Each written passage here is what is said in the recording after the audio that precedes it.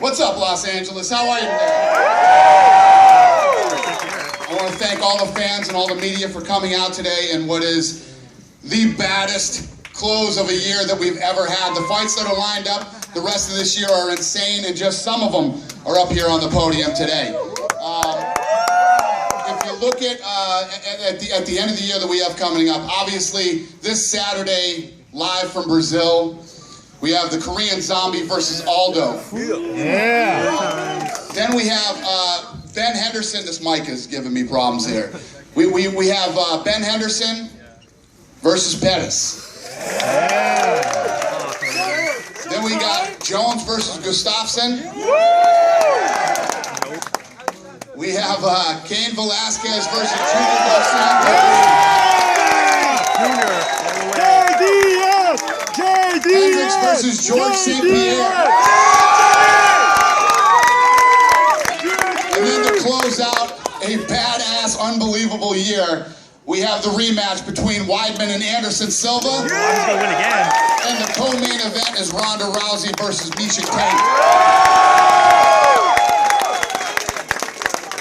So we are beyond excited. We are doing this world tour, traveling around, talking to the press, talking to the fans. Who's got the first question? Go ahead, right here. Oh, we'll get you next, brother. After him. Dana, can you talk about this year in terms of how the business is doing compared to last year? With all the problems that you have with injuries and withdrawals and stuff like that, can you compare the two?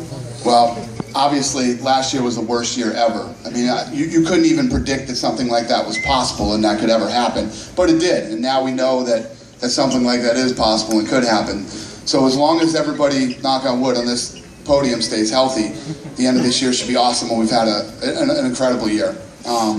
You know, we just did the fights on Fox this weekend, and we did great numbers. Numbers just came in today. The numbers were awesome. We were right on par with last year, especially with all the money and time and energy that's being devoted to Fox Sports 1 right now.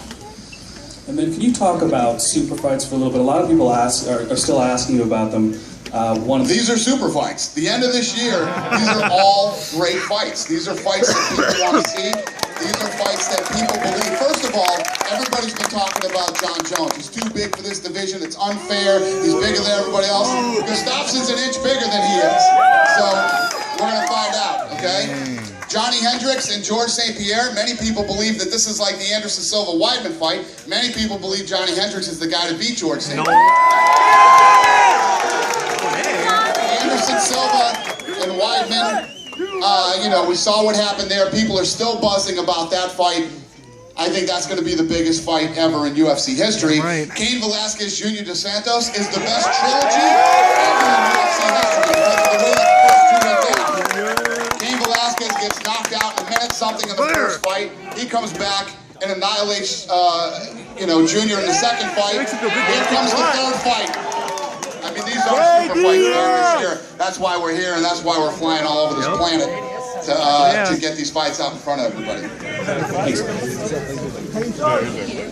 Hey guys, Ron Kruk with Inside MMA. Question for George St-Pierre. George, it seems like your opponents continue to get younger and more athletic and faster. Do you feel that it's been more difficult to defend your title the past few years, or is it the same as it ever was? Well, the level get better. You know, it's like anything else in sport. 20 years ago, I think we're better than the guys that were there 20 years ago. We're better than the guys that were there 10 years ago. And in the future, the guys they will be better than us if we're not there anymore. So you need to improve and get better. And I'm still young, fast, and athletic.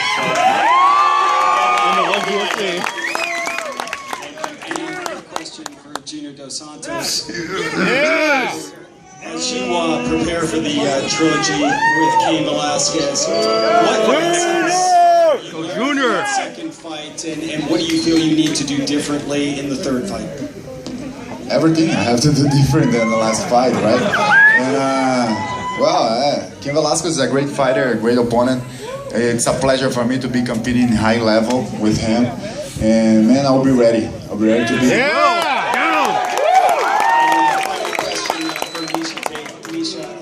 Now that the experience, what was the most rewarding part of coaching, and maybe what was the most difficult aspect of the filming process? I think the most rewarding part is, you know, I really learned a lot about what it's like to be a coach. You know, it's not something I can say that I really had to do on that level before, and I have a whole new respect for coaches out there. You know, you get so emotionally invested in your fighters, and you know, I really learned a lot about that, and it was a very cool experience. And I think my team and I will always have, you know, a close relationship. I'll follow their careers for the rest of, you know, however long they keep fighting. So it was great. You know, it was challenging in a lot of ways, and you know, obviously Ronda Rousey and I, we're not the best of friends, so, you know, dealing with each other every single day was challenging in itself, you know, for both her and I, but we did it, we made the best of it, and I think it's going to be one hell of a season. Did your relationship get better or worse? It's the same as it's always been.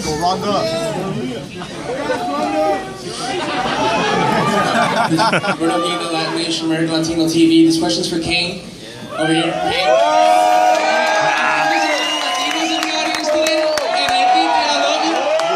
What is it about you that you embrace carrying an entire culture on your championship right along with you? I'm just proud of where I came from. My parents are from. Living so close to Mexico when I was little, I was visiting. I just feel it's just growing up with it. I mean, that's all I can say. You know, it's a part of me. So. No se puede. So many. Thank you all for coming. This is super cool. First question for George. I don't really think you can really deny anymore that Rory McDonald is a rising contender. He talked about an alternative, having an alternative if he becomes a top contender. So what is that? Is that moving up to middleweight? Would he jump in line in front of you? If you lost the title, what's going to happen? I'm sorry, I can't see you. Where you? Oh, okay, sorry. No, yeah, it's even going up or going down, you know. So now I'm focusing on Johny Hendricks. That's all is in my head, and I don't see further than that. I think I'm gonna have my hands full with Johny Hendricks, and that's what I'm thinking about right now. Question for Johny Hendricks. Does seeing what happened at UFC 162 and seeing a dominant champion lose his title to the underdog, does that motivate you and light a fire under you mentally? No. It's my own fight. You know what I'm saying? I got to beat George St-Pierre, and I plan on doing it. Having that fight right there just proves that, hey, everybody's, you know, anybody can be beat at any given time, and I believe I have what it takes and can beat George St-Pierre.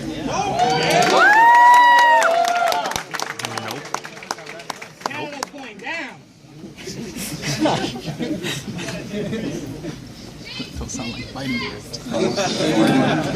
Hey, can you talk about what went into putting on this whole tour, taking everybody, all the champs, all the challengers, taking them all around the world? Give me your thoughts behind all that. Yeah, you know, as we really started to lay out the rest of the year and saw the fights that were coming together, and once we got the whole list together, we said, you know what, this is a special time. We've never had, you know, this many huge, great fights to end a year. And as we started sitting around talking about it, it's about getting out there and letting people know that these fights are happening. Because usually the way that we work is we focus on the next fight, the next fight, the next fight.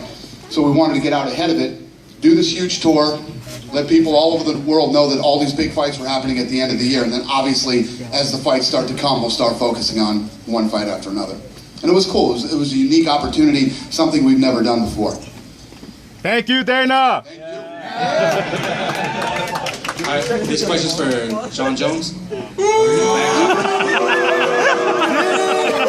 He's Jon Jones, man. You like Jon Jones. Alexander is your toughest because size-wise he matches with you like no one has yet. Not necessarily. I don't think your body really has much to do with the game. You know, obviously it helps, but it's really about your mind, your mentality, the way you train. You know, I've been wrestling since I was 14 years old. You know, I've been wanting to be a winner at life for a very long time, and now I have this opportunity to just go as far as I can take it. And I know that, so yeah, you know, who knows, you could or maybe you won't. I don't know. I'm gonna train hard though. Jon, would you consider going up to heavyweight if you win this fight? No. No. I have a lot of things to do in my heavyweight division. And look at freaking this guy next to me here. He's freaking... Would you guys fight him? I don't know, guys. I don't know. Dana, looking at these fights, Dana, which one do you think is going to be the best fight among these four? You know, all of these fights have the potential to, you know, you never know how good a fight is going to be, and no matter how much Ellenberger, Roy McDonald. Damn it! I was so psyched for that fight. George is getting pissed at me because I keep talking about Rory, but you know, you never know. You know, stylistically, the level that all these guys are on, what all these fights mean, they all should be exciting, fun fights. We'll see what happens. All right, Dana. Question for Johny Hendricks. Johnny, Dana brought up that fight about Ellenberger and Rory. Ellenberger's a heavy-handed guy like you are, but he wasn't able to close distance, you know, because of the jab, like GSP, his teammate, also has. But you're really good at springing in. Are you just going to get in there, or do you look at that fight in any kind of way? No. I know he's good at a jab. Bite on the mouthpiece. I'll eat a jab from my left hand any day. You know what I'm saying? I know that all I got to do is touch him. So my left hand is going to do that. And for a jab for left hand, wouldn't you? Yeah. I would. And some more technical questions. Miesha, anything you're looking forward to in fighting Ronda, and technically you break it down in any kind of way? You were able to get her back standing. Liz Carmouche was able to get her back. Do you look at that as possibly, even though she's got good defense with her hula hoop escape, do you look at that as possibly a way of, might be an avenue for you to explore? Well, I mean, everybody has holes in their game, you know. Obviously, I'm gonna break her down as best I can with my coaching staff and put a solid game plan together, and you know, do some of the good things I did in my last fight, and then some of the, you know, get rid of the bad things that cost me the fight. So I'm always looking to evolve. I'm always looking to learn, and you know, I'm gonna bring it. That's all I can say, really. And last one here for Jon. Mr. Jones.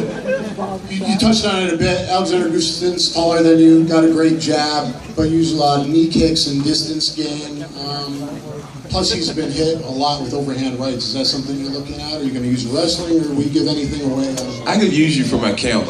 Malcolm, you want to get his information? And you know, Alexander, he's a great fighter. He really is. I'm excited for the challenge. The thing that excites me the most about Alexander is that he's young, and I'm sure he has an ambition to win this fight that I maybe haven't seen in a few opponents. You know, a lot of the guys I've fought are a lot older. A lot of the guys that I'm fighting has had the life and been there and done that already. Alexander doesn't have that, you know, and he wants that. So me knowing that, I got to train my butt off to destroy any thoughts he have of destroying my life.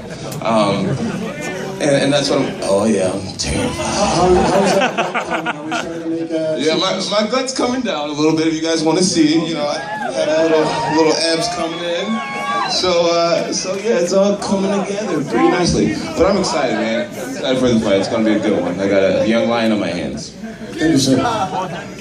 Dana, Saturday night you were clearly frustrated with the officiating that took place. With the benefit of 72 hours now, any thoughts about what can, if anything, can be done to address that? No. I mean, I have nothing to do with it. It's the athletic commission. You know, basically we're regulated by the government. The government comes in and handles judges, referees, but it wasn't just Saturday night. The judging and reffing has been bad for years. It's yeah, I agree.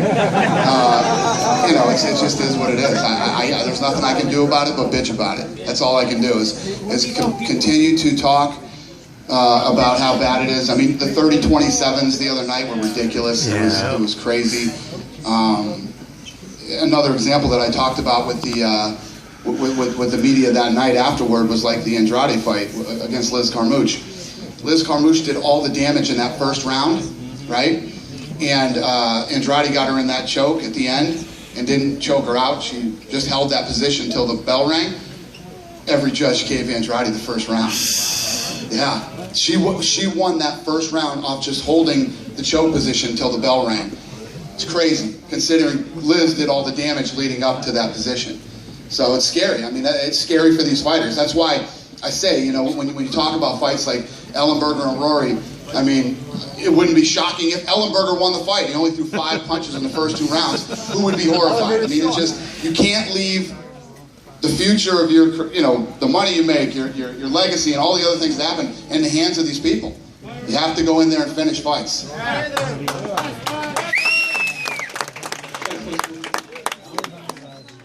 You're spending a lot of time together, traveling all over the place. Do you have to keep the challengers and champs separated? How does that work when you guys are out there? Just Ronda and Miesha. And then Ronda, can you talk about that? I mean, you guys have spent a lot of time together.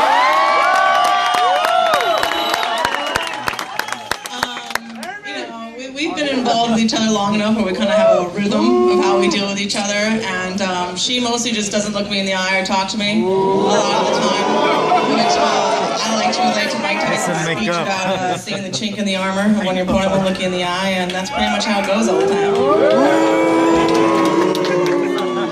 Like I said, just those two. Hey man, what do you got to say about that, Miesha? That's not what happened backstage.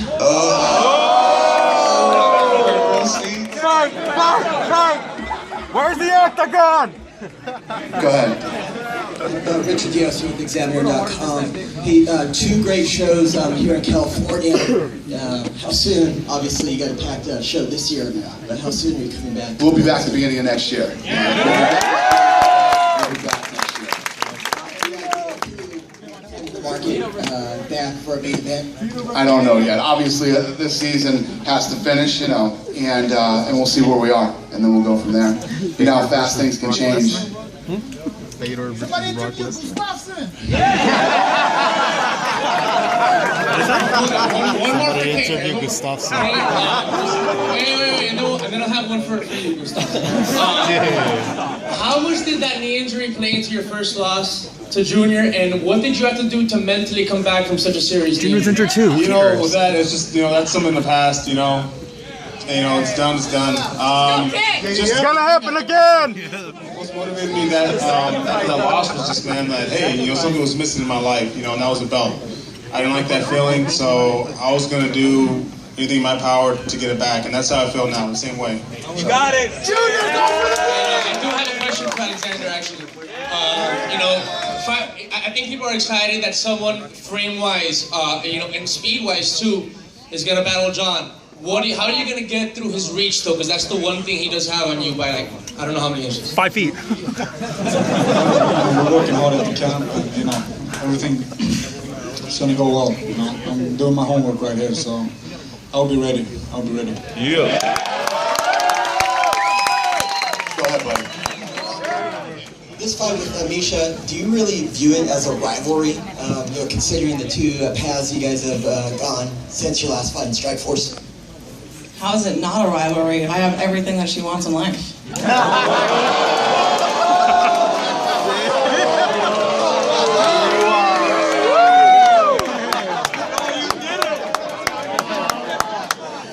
Oh, snap!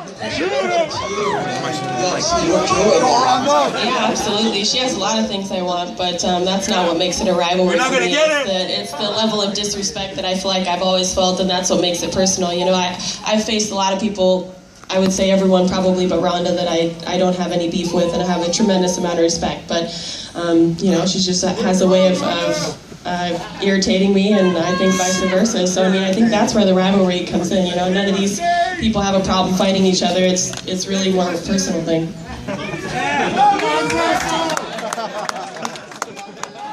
Mike Dunsmore, NBC Sports Radio. Jon Jones, you're the UFC light heavyweight champ. Your brother's on your champ. What the hell were your parents doing to turn you guys into such incredible athletes? A lot of steroids. Very young age, I remember just in my bottles, needles being around the house. And yeah, it all worked out for us. He's joking.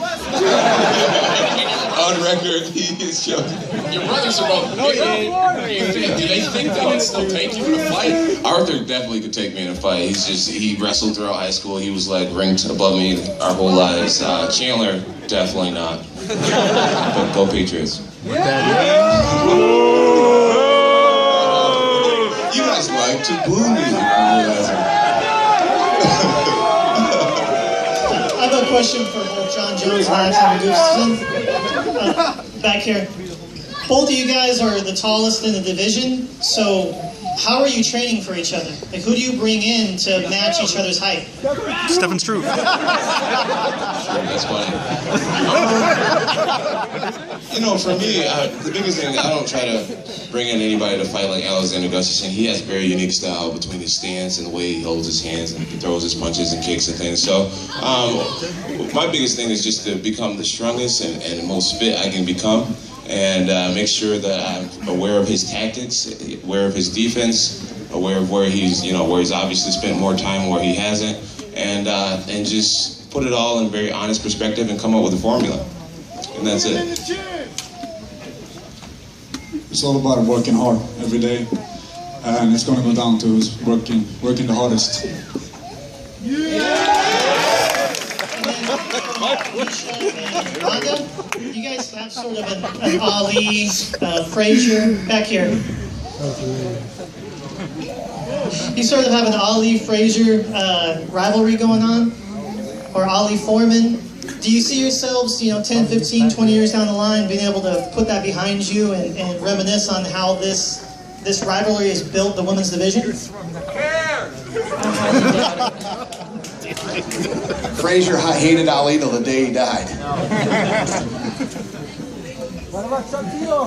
Got a question down here. Jon and Ronda specifically. I know even though some of the other champs won at younger ages, but I'm curious, Jon, there's been some hiccups in your personal life or in life outside of the cage, and Ronda, so far so good. But it's funny. But I'm curious, the difficulties of becoming a champion at such a young age and knowing that you're still growing up while you are holding the crown. So I'm just curious what you have felt the toughest part or the best part about being such a young champion for both you and Ronda Jones.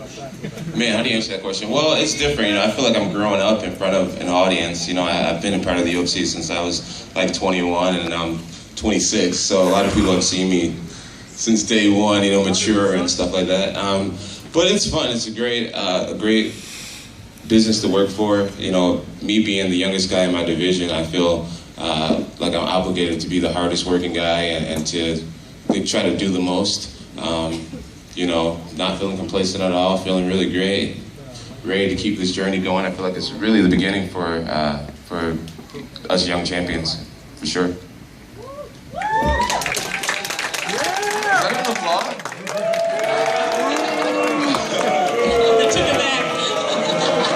Never mind. For me, I think I have to accept that not everybody's going to like me, and I live a life of exposure, and people are going to pretty much see how I am all the time. They're not going to see my representative in the face that I put on. I'm not going to be on a first date with everybody all the time, and it's, I just had to accept the fact that, it's going to be bad sometimes, and sometimes things aren't going to come out right, and sometimes, that's why I'm kind of apprehensive about accepting the term role model so much, because everything is out there. Any mistake that you make is going to be blown up and scrutinized, and I accept the fact that I'm going to make mistakes, and whatever people think is what they think. But I'm happy that people disagree. Whatever comes up, I would rather be like a topic to discuss instead of just a topic to dismiss and agree upon. And Tate, just to follow up, obviously we have two fantastic ladies up here. The other night you had two women's fight on the card. It begs the question of opening up another weight division, and there's some really, really scrappy women at a lighter weight. So what's the best? Cyborg. We're not doing that right now. We're focusing on this 135-pound division. Some of these girls that are fighting still, it's their first fight in the UFC. So once this thing, once we feel good with this and feel comfortable, then maybe we'll open another division. Thank you. Cyborg had an opportunity to fight in the UFC. Her manager thought it was a bad idea. Oh, yeah, Hey, Ronda. I was wondering if you had a chance to catch the preview for Tough 18 down here. Yeah, I did. Obviously, you did too. You said you got punked before. What was your reaction to it, watching it for the first time? Well, actually, I saw it for the first time with the sound off, so I was just like, what the hell is that going on there? But yeah, I expected it to be as much, and I'm happy I'm going to be out of the country while it's playing, so hopefully it blows over a lot more by the time I get back. I mean, it's just going to show a lot that that's not really my best environment to be in, and I was focusing way more on being, you know, the best coach that I possibly could. And if you ask anybody on my team, they will say that they were completely happy with how I was as a coach, and that's all I really care about. And how I came off personally wasn't really my biggest goal. And so Miesha might come off better, and her hair might look a little better, but my athletes love me more, and that's all I care about. Can you talk to me about your role in the Expendables 3 and how that all came together? Thanks, I haven't brushed my hair in days. It just looks like this. I really can't say that much, I guess. I don't know. I'm new to the whole movie thing. I don't know what's allowed to be said or not. But I'm leaving soon, and it just it's very fortunate that there's going to be like Victor Ortiz and Randy Couture and all these other like fighter type people there, and I'm going to be able to have my camp come and do everything. So I'm not even going to break training for it at all. And for the movie itself, I can't really say too much except for, you know, I'm going to probably play like a kind of kick-ass kind of chick, so that's the genre I prefer. And Dana, was there any concern from you? I mean, did they come to you and say, we need your blessing? And any concern from you that she's going to be doing a movie before our camp? Yeah, you know, the thing that I love about Ronda is she asks, you know, these kind of things, and it's not going to interfere with her training for a fight or any of her obligations, so. Yeah, and when these type of opportunities happen for these guys, I'm happy for them, just as long as it doesn't interfere with what we're doing here. You know, it's like these guys that are retiring now, this relationship we have with Fox, a lot of these guys are becoming analysts, and you know, there's a lot of good things happening for UFC fighters outside of the UFC, and I like it. I want it to happen for them. And one more for John, if I could. You said you were planning on staying at light heavyweight. Is that a change from before? Because, I mean, even your trainer said just recently that you maybe have one more title defense and then you're up to heavyweight. I just said that because Cain's next to me. I didn't want to be awkward, you know, so. You do still plan on moving up to heavyweight? Well, eventually, you know, I'm getting older and I'm growing, I'm getting stronger.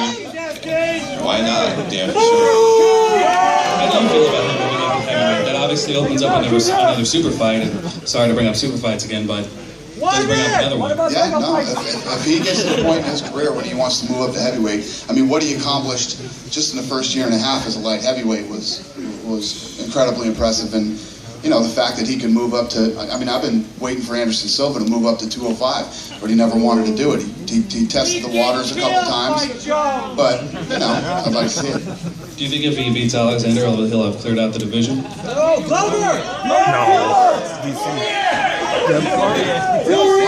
When you talk about cleaning out a division, there's always going to be somebody, you know, look how long George St-Pierre has been around and dominated that movie. And then you look at how excited everybody is for him to fight Johnny Hendricks. You know what I mean? So there's always somebody. You make BJ quit! BJ sucks! Alexander, a guy who's beaten you before, and you become friends and train with Phil Davis. He's fighting Lyoto Machida this weekend. What do you think of that fight? And do you think Phil Davis can beat Machida in this fight? Yeah, he will beat Machida. It's going to be a great fight. Phil will beat Machida. Question for Dana. It hasn't been as bad as last year, but we've seen a lot of cards affected by injuries in the past few months. Does something need to happen with the UFC and training camps and injuries? Do you, There hasn't been. There's been a lot. Last year, we had main events and co-main events falling off, like every event. We had an event where every guy fell off an event, and then half the replacements fell off. This year isn't even comparable to last year. This is a contact sport. Guys are going to get injured. it's going to happen, but nothing this year compares to last year. But do the champions and do the top contenders need to think about being more careful in training if they're not getting to the cage at all?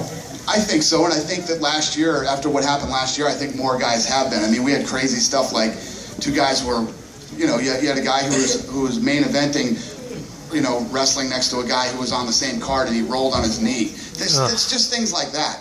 Because traditionally in boxing, when a guy goes into camp, and especially if he's a world champion, that camp is all about that one guy. You know, there aren't 50 different guys training in the same camp. That's what's different about MMA than boxing. And when you have a whole camp focused on just one guy, and then that's all anybody cares about, and that's what the whole gym is about, I think it makes it a lot safer. Dana, down here in front.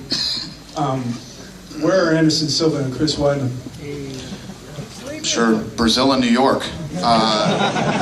Really, just why wouldn't they? When that fight was over, I came to LA and I sat down with Anderson to try to make the rematch because he's on some crazy. He's down in Brazil right now, and for like, I guess it's like almost a month, he's down there doing all these things with his sponsors, traveling around the country. Then he's got to go to Japan, and he's got to do a bunch of stuff in Japan. So he's going to get back just in time to get into camp and train for the Weidman fight. Did you approach him about doing the world tour too? No, because I already knew what he had going on. I already knew he had these huge commitments that he had to get out there and do. Yeah. Any other questions?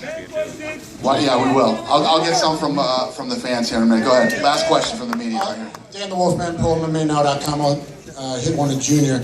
Junior, what Cain was able to do to you against the cage in your last fight, and also his teammate was able to do in his last fight. Not gonna happen again. What have you worked on, or what can you do to make sure you're not just dominated against the cage and held against the cage? Run. I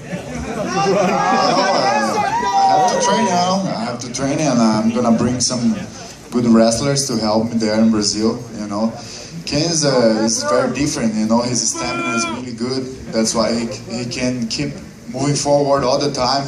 You know, and his wrestling is awesome too. So yeah, it's gonna be hard, and I think hard work will be the secret for this.